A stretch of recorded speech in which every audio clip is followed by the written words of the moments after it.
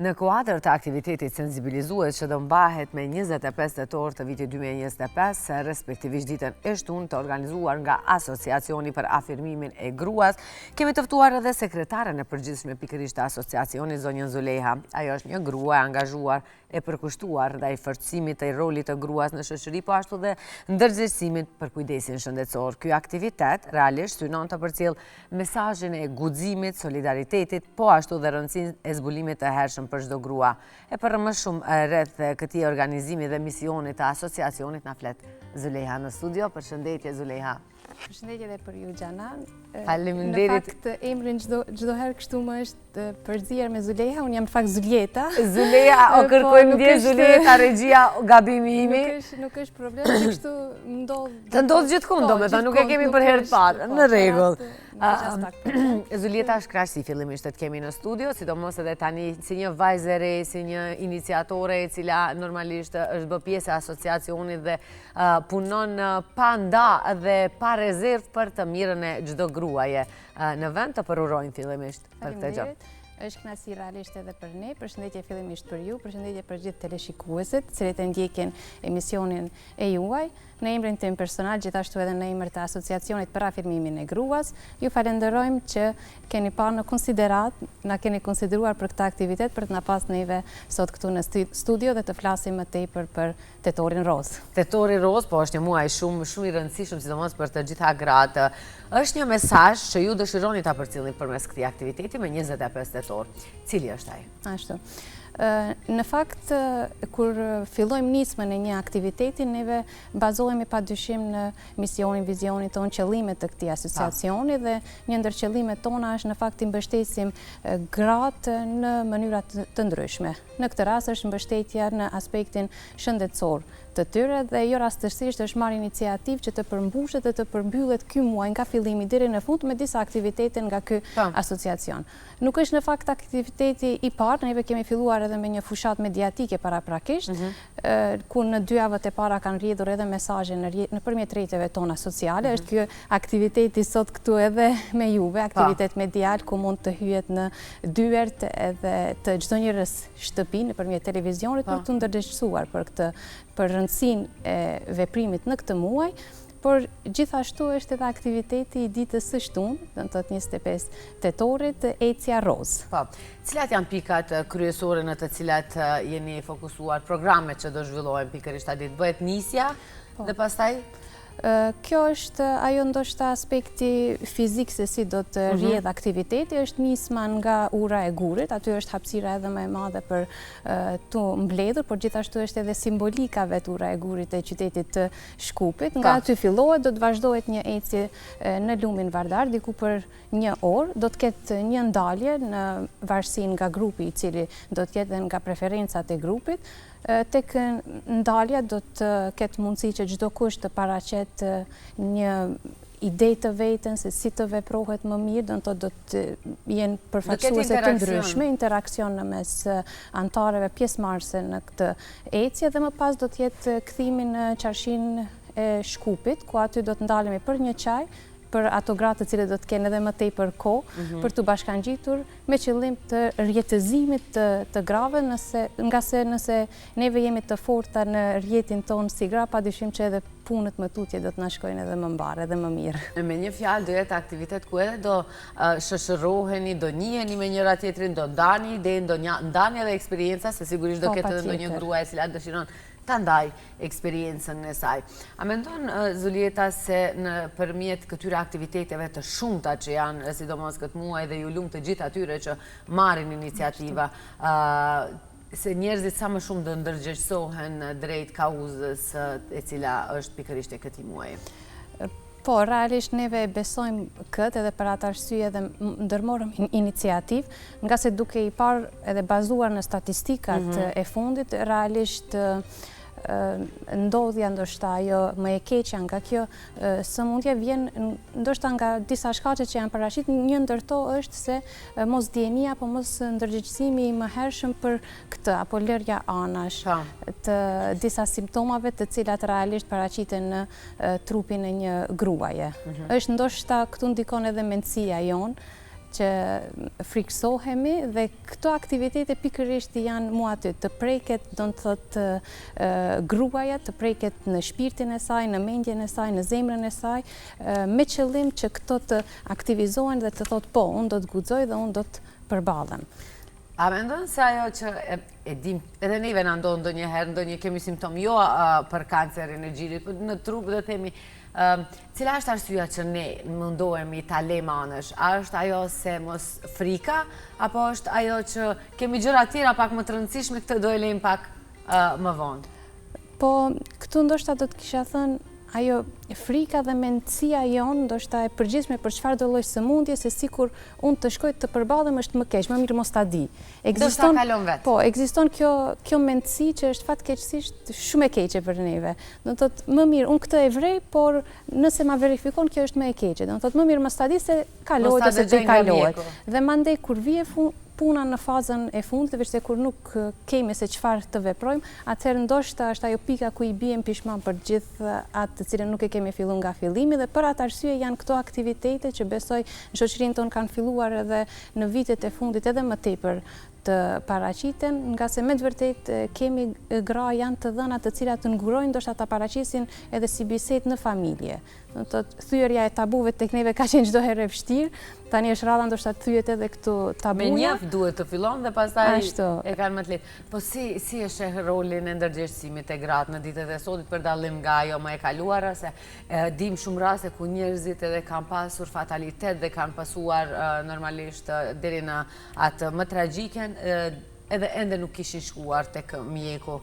Tani si e shihet ndërgjegjësimi, si ka evoluar? Ndoshta ndërgjegjësimi ka filluar paksa të jetë më ndryshe, por fatkeqësisht ndoshta nga statistikat e fundit edhe ato bisedat të cilat i kemi pasur neve si kryesi, nga se jemi aty të profileve të ndryshme, kemi edhe motra medicinale, na thuhet se vinë ndoshta edhe pacientë që janë vetëse në stazën e fundit, gjë e cila është paksa dëshpëruese dhe jo rastësisht, po ndërmiren edhe iniciativa që me të vërtetë të ndërgjegjësohen gratë. Është ndoshta në nivel pak më të lartë, por edhe duke u bazuar në nivelin e mortalitetit që është veçëse i lartë, edhe atë si arsyeja e asaj është që nuk është detektuar në kohë në fazat e para. Pra kjo na jep neve një shenjë që realisht kemi nevojë ende për ndërgjegjësim.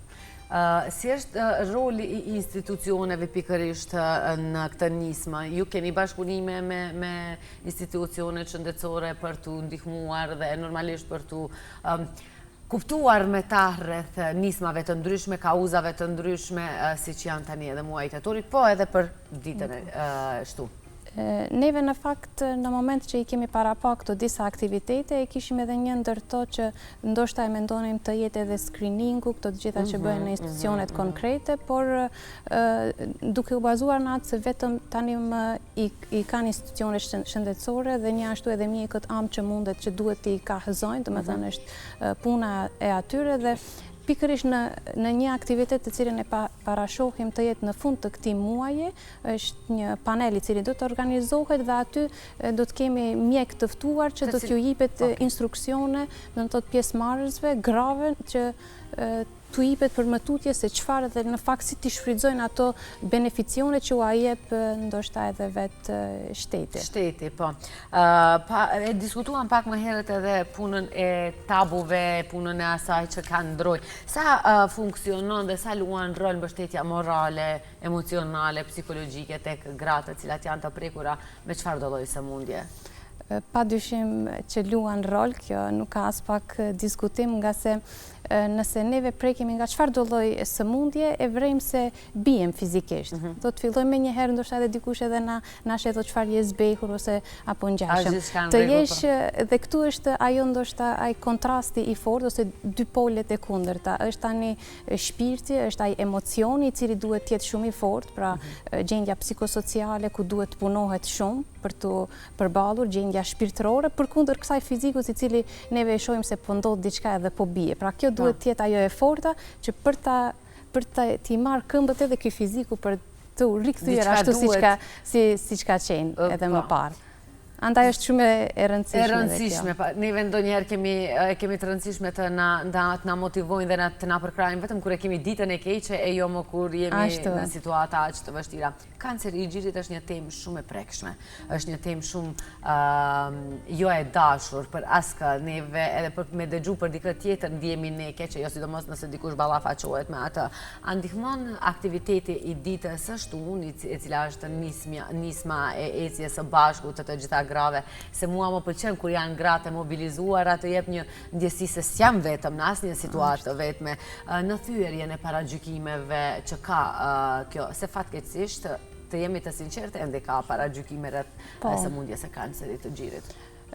Në fakt, aktivitetin edhe neve kur ishim, domethënë, në diskutim se çfarë në fakt të bëhet, dëshironim të realizojmë një aktivitet i cili do t'i ngërthejë në vete disa pika, jo vetëm një simbolik, jo ndoshta mund të shihet vetëm si një ecje, por në fakt paraqet shumë simbolika, shumë kënde të cilat mund ta krijojë një 4 këndësh apo 6 këndësh, pa parasysh se sa simbolika mund t'i nxjerrim nga kjo. Për shembull, nëse ne e marrim atë ecjen e parë në kolektiv, domethënë në një grup të madh, ajo padyshim se do të shfaq ndoshta tek të tjerët një kërshëri. Kërshëria ekziston në shpirtin e çdo kujt dhe të thuhet se çfarë është. Kjo ndoshta e simbolizon edhe ato simptomat e para të qofshin të kancerit të gjirit apo të ndokujt tjetër në trupin ton. Do të thotë këtu mund të lidhen këto që të dy simbolikat, pra të kemi interes neve të ndjejmë atë shpirtin ton se pse kjo të veprojmë, domethënë edhe ato që na shohin se pse. Mandej, nëse shkojmë edhe tek simbolika e dytë, e bashkimit, përderisa janë gratë ashtu siç e thekët edhe ju, të bashkuara, të gjitha së bashku kundër një diçkaje, të ndjehet edhe ndokush nga larg se unë e kam një vend ku mund të shkoj, kam një vend ku mundem ndoshta edhe të bashkangjitet në ecje, edhe nëse nuk e ka ditur prej më herët se po realizohet kjo ecje dhe ku mundem unë të shprehem atë të cilën e ndjej dhe po e mbaj brenda vetes. Nga se shpesh ndodh që neve e mbajmë atë emocionin negativ, krijohet ankth, krijohet frikë, dhe kjo ndikon padyshim në gjendjen emocionale dhe në atë ndrojtjen se unë mos ta shpreh këtë, ndoshta edhe në familjen në rrethin më të afërt, dhe mund ta gjej këtu hapësirën ku ta ketë përkrahjen se okay, ti mundesh të vazhdosh. Mandej simbolika tjetër këtu e ecjes është padyshim edhe ajo veprimi, domethënë të diret nga thënia në veprim, të ecësh. Nëse analizojmë më thellësisht, nuk është ecja në fakt edhe aq e lehtë sa duket. Duhet t'i lësh të gjitha punët. Do të thotë të gjitha punët anash edhe ti përkushtohesh. Çka do të thotë kjo? Ti përkushtohesh vetes. Pra rëndësia këtu i jepet ai theksi i veçantë përkushtimit ndaj vetes.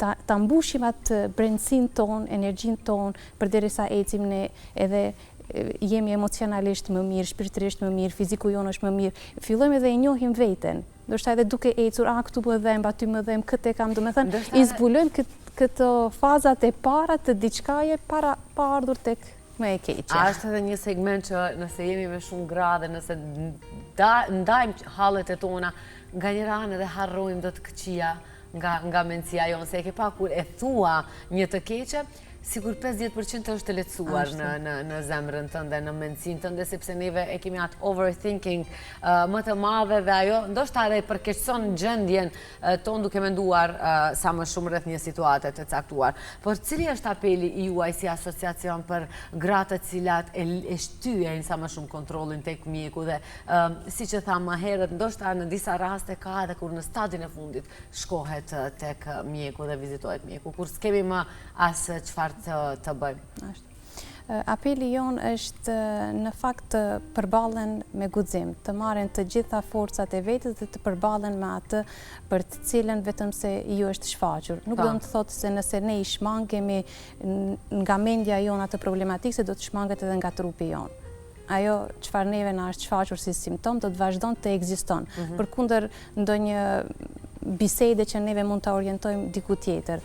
Andaj është e rëndësishme ose të bashkangjiten tek kjo ecje, ose të kalojnë tek asociacioni për afirmimin e gruas, apo tek çfarëdo lloj gruaje të cilën e takojnë, ku ato ndjehen se mund të shprehen dhe të tregojnë të gjithë atë që e kanë në brendësi të veten. Kjo është apeli jonë, nga se nëse ne fillohemi dhe e kemi këtë ndërgjegjësimin e mëhershëm, nuk do të vi deri tek më e keqja. Kjo na e tregon se sa ne duhet ta duam jetën, sa duhet të kemi guxim dhe se sa duhet ta lëmë të gjithë errësirën prapa nesh, domethënë përderisa ecim çdo njërin hap mund ta lidhim edhe me atë se çdo ecje është në fakt një gjurmë dashurie, një gjurmë shprehëse, duke lënë pas errësirën e frikës, të ankthit dhe për të përqafuar përsëri jetën. A një psikolog do kishte luajtur shumë rol të këto gratë të cilat kanë ndrojnë në vete, të cilat edhe nuk ndihen mirë për të treguar gjithçka që po kalojnë në të momente të trishta. Ka asociacioni një psikologe e cila mundet edhe të flet në mënyrë kaq të qetë, të butë, koncize dhe ta zbusat mendjen e trishta, apo ato mendimet negative të cilat u sillen në kohë grave në ato momente. Po, sikur po na I lexon Xhanan edhe aktivitetet që dëshirojmë ti ndërmarrim. Sa e busa e këndshme është kjo bisede, paramendo si kur jam në një hall, sa do më kishte ndihmuar pozitivisht. Po. Neve në fakt e kemi edhe si antare e kryesisë tonë qendrore është edhe psikologe Edina Mici Ademi, e cila vetëm se funksionon edhe luan rolin e psikologes. Për atë arsye padyshim mund të drejtohen edhe mund të flasin lirshëm. Kemi një ashtu edhe motor medicinale në antarësinë tonë ku mundet përsëri të flasin diçka lirshëm edhe në aspektin ose të ndërlidh me diçka tjetër është Zulejha Mustafa, por gjithashtu neve parashohim tek paneli jonë I cili dëshirojmë ta realizojmë, parashohim që aty të kemi një psikologe, konfirmimin e kemi marrur pozitiv nga profesoresha Anita Beluli, dhe aty ku do të flitet për të gjitha ato gratë, çka do që ndjejnë, të pyesin, të flasin, të kenë mundësinë të shprehen, dhe në këtë mënyrë mendojmë se kemi bërë disa hapa për të ndihmuar çdo njërin e cila ndoshta e ka në vete një frikë të vogël, sa do e vogël që është ajo. Po. Asociacioni nuk merret vetëm me këtë kauzë, merret me shumë kauza që kanë të bëjnë për gratë. Cilat janë projektet më të rëndësishme që deri tani keni realizuar, apo keni edhe në plan, se mos I vjen se I lexoj, edhe pse më pëlqejnë, e thash edhe në fillim, gratë kur ndihmojnë gratë është gjëja më e mirë që mund të ndodhë për shoqërinë tonë. Neve realisht përderisa e marrim që ta bëjmë planin strategjik, nga se si kryesi ndoshta vlen të theksohet se kemi filluar në mars të këtij viti në mandatin 2025 që veç se më fillon, edhe përderisa ne e kemi bë atë kalendarin, I kemi cekur disa aktivitetet të cilave duhet t'u japim rëndësi. Tek tetori e cega se e kemi të gjithë muajin, do të thotë tetori të ros, por jo të vetëm, janë disa edhe aktivitetet të cilat rrjedhimisht rrjedhin, janë nga se një ndër qëllimet tona është të ndihmohen edhe familjet në edukimin e fëmijëve. Këtu I kemi edhe aktivitetet Akademia Pishtarët edhe Ekselentët, të cilët realizojnë për çdo të shtunë aktivitete me fëmijë të grup moshave të ndryshme, të cilët teleshikuesit mund t'i shohin edhe tek faqja jonë se si është edhe puna e aplikimeve, ku ndihmohet një grua, ku ndihmohet një familje për të edukuar dhe për të ndihmuar në edukimin e fëmijëve. Mandej janë edhe ato aktivitetet të cilat ne I realizojmë për çdo vit, janë disa aktivitete të cilat I realizojmë ndoshta në këtë vit, po të tjetrin jo, varet disa ditë ndërkombëtare I zgjedhim nga vitet të caktuara. Janë aktivitetet ku përqendrohemi edhe në sferën akademike, ishte edhe në maj për ditën e familjes, ku realizuam edhe konferencën në bashkëpunim me disa institucione tjera akademike, konferencën e parë për familjen. Dhe përveç kësaj kemi edhe aktivitete, do të thotë takimet me gratë, takimet me bashkëpunëtorët, të cilat janë pjesë e agjendës sonë, nga se ndonjëherë ndoshta neve mund të mendojmë për ndonjë aktivitet shumë më të madh, por mjafton ai takimi I thjesht ku ne mund të ndihmohemi. Ndani ide dhe mbusheni me më shumë informacione për të vazhduar më tej. Si është bashkëpunimi e përmendet me bashkëpunëtorët? Keni bashkëpunime edhe me organizata të grave tjera të cilat normalisht kur janë sa më shumë dajnë sa ide, sa më shumë fuqia është më e madhe dhe impakti është edhe më I madh. Po, kemi bashkëpunime, domethënë nuk mjafton asnjëherë dhe në fakt derisa parashohim të realizojmë ndonjë aktivitet, I shohim edhe bashkëpunimet tona. Kjo nuk na ik, dërgojmë ftesa ashtu siç I kemi dërguar edhe për këtë Ecjen Rosi, kurse edhe për panelin, gratë të ndryshme, të profileve të ndryshme, organizata të ndryshme, institucioneve të ndryshme. Gjithashtu kemi edhe memorandume bashkëpunime me institucione të ndryshme, si ato akademike, si komunat, nga se kur të gjitha institucionet do të bëhen së bashku, atëherë mundemi me të vërtetë të ndërtojmë ndoshta një kala e cila do të jetë për shumë vite e qëndrueshme. E vërtet, po. Më thuaj, çdo punë, çdo angazhim, çdo projekt ka sfidat e veta. Për ju, cilat janë sfidat më të mëdha që përballeni gjatë angazhimit, gjatë organizimit të projekteve, organizimit të eventeve të ndryshme, haseni në sfida të ndryshme? Tani ndoshta sfida që është paraqit ndoshta edhe te vetë gratë, nga se aktivitetet tona janë kryesisht për familjen, por me seks të veçantë për gratë, është ai dinamizmi që na ka kapur ndoshta të gjithëve. Dëshirojmë të realizojmë një aktivitet, ja për shembull edhe ecjen rrozë që e kemi, dhe çdo herë e kemi atë frikën pak, a do të ketë pjesëmarrës, nga se neve e bëjmë në fakt për të mirën e të gjithëve. Dhe tani nëse ballafaqohesh ti me një numër ndoshta të vogël, thua ku është tani problemi. Kjo është ajo sfida e parë me cilën ndoshta jo vetëm ne, por të gjithë po ballafaqohemi, nga se vetë dinamizmi i jetës na ka bërë që ndoshta ta lëm atë që tham, ta lëm veten anash për disa punë të tjera, duke u munduar që të kapim shumë dimensione me të cilat na përplas jeta. Mandej sfida tjetër është ajo ndoshta mund të them e përkrahjeve të ndryshme të fondeve financiare, me cilat neve padyshim që çdo herë aplikojmë me projekte, në çdo aplikime, po ndonjëherë kemi përgjigjet negative, ndonjëherë pozitive, po ja që një pozitive ndoshta na i mund ato negative tjera, dhe kështu mundohemi që të funksionojmë. Si funksionon puna me të rejat? Janë të kyçura, janë të interesuara, kanë ata vetë iniciativë që edhe ata të kontribuojnë, sepse nëse kontribuojnë që nga mosha më e hershme, pastaj edhe mosha më e hershme do jetë informuar dhe do e ke një edukat, të them, për këto nisma, për këto aktivitete, për këtë humanizëm dhe për rëndësinë e rolit të gruas në familje dhe në jetën tonë, ta them, më saktësisht. Realisht pjesëmarrja e të rejave edhe neve na gëzon shumë, edhe pse siç thash neve kemi filluar ndoshta tani me mandatin dhe nuk mundet ndoshta pash sakt të detektojmë atë se sa kanë qenë të pranishme, do e shohim ndoshta edhe tek ecja rose sa do të kemi, por te ne ekziston edhe ajo, nga se është asociacioni për afirmimin e gruas, ndoshta mos e kufizojmë vetëm për gratë. Për grata në realitet grua është emri biologjik, do në thotë për një grua, qoftë ajo vajzë, qoftë ajo adoleshente, qoftë për shembull në moshë më të shtyrë, pra ndoshta duhet këtu të tregohet se nuk ka të bëjë vetëm me gratë, se ashtu neve e perceptojmë, që për tu kyçur edhe më tepër të rejat, por ekziston padyshim vinë ide, ndoshta na shkruajnë në rrjetet sociale, neve vetë ku kemi filluar, jemi ndoshta edhe një ekip më i ri, edhe dëshirojmë që të kapim disa aktivitete që ndoshta do të jenë atraktive edhe për të rejat. Për të gjithë, po. Asociacioni ka vend pra njerëz për të gjithë janë të mirëseardhur për të kontribuar çdo njeri në mënyrën e vet. Po si po ndodh me evolucionin e gruas në shoqëri? Jemi aty ku duhet të jemi apo na duhet ende punë? Në realitet është ndoshta më mirë se sa çka qenë, nga se kështu dëshirojmë edhe ta shohim në aspektin pozitiv, nga se nëse e shohim në atë aspekt negativ nuk do të kemi motivin për të vazhduar në tutje, por për të arritur aty edhe ku dëshirojmë, do të thotë në vizionin ton të qartë të kemi një shoqëri ku gruaja do të jetë e fuqizuar në aspektin ekonomik, në aspektin shoqëror, në aspektin shëndetësor, ku familja do të jetë themeli i një zhvillimi të qëndrueshëm, atëherë duhet ende punë për të arritur deri te kjo. Ndoshta gjeneratat pas nesh do e kenë atë mundësi, po ne paktën të punojmë që ata ta kenë edhe më. Ne po alejmë ato gjurmët, ato të dinë. Që ata ti marrin hapat prapa. Cilat janë planet dhe iniciativat e asociacionit për periudhën e ardhshme?